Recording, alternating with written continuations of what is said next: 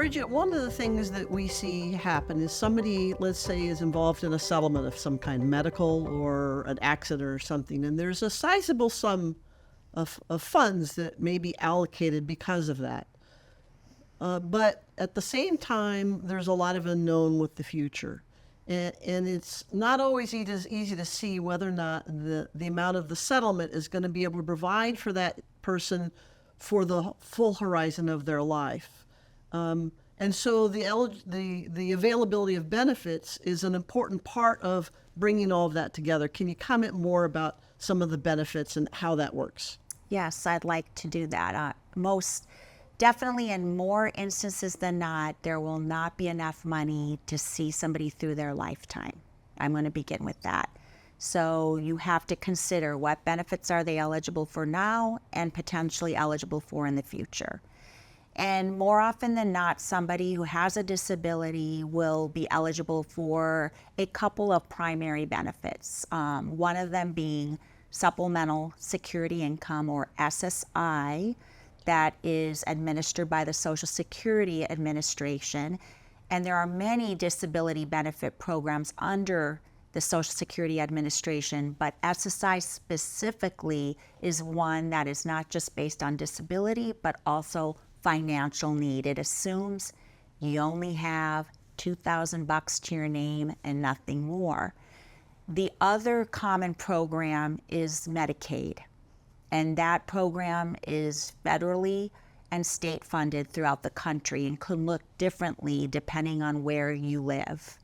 But that program administers various medical assistance programs, all of which have varying eligibility requirements, some based on disability, all based on financial need.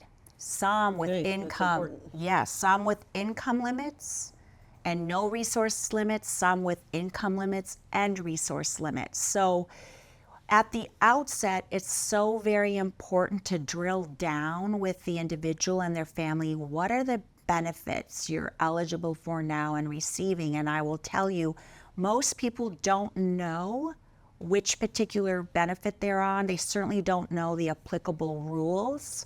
So before even recommending an appropriate arrangement, like a special needs trust to them, you have to understand what are the benefits, and are they benefits that will be protected by a special needs trust arrangement.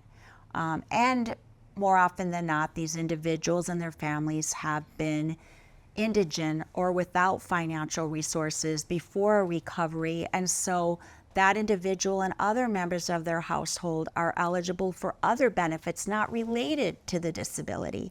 So other members of the household may be eligible for Medicaid, medical assistance programs, or SNAP, which is formerly known as food stamps, or Section 8 for, or subsidized housing.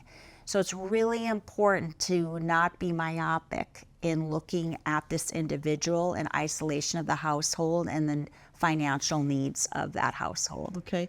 And then there's a follow-on there which has to do with hanging on to that eligibility. And if a trust is not administered properly, that failure point in administration could cause somebody to lose their benefits, correct? Yes, that's very true. So you have the arrangement in place and you're going, phew, now those assets don't count against me or my loved one. But lo and behold, there are rules about how you can use that money. So we call that disbursements or distributions out of the trust, and for what purpose those distributions or disbursements are made and how they are made could have grave implications regarding continued eligibility for assistance. And that's that very technical piece that you bring to the table, and other attorneys that do special needs planning, they bring that to the table as well to help people understand what the boundaries are, what can't be done to preserve benefits. Absolutely, and that's also what Mission Management and Trust Company brings to the table, because we understand and are very cognizant of those landmines and ensure that we aren't being disruptive of what the benefits are that are in place for that individual.